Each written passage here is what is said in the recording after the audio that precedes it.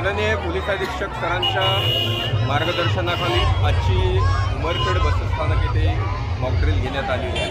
वस्तुस्थिती अशी आहे की ते बॉम्ब सदृश वस्तू ठेवल्याची आम्हाला गोपनीय माहिती मिळाली। त्यावरून वरिष्ठांच्या मार्गदर्शनाखाली बॉम्ब शोध पथक यांना व फॉरेन्सिक लॅबना तसेच अग्निशामक दल मेडिकल टीमला इथे पाचारण करण्यात आले तातडीने। तसेच QRTने सुद्धा येऊन तातडीने ते कव्हर करून बॉम्ब शोधक पथकामार्फत बॉम्ब निष्क्रिय करण्यात आलेला आहे।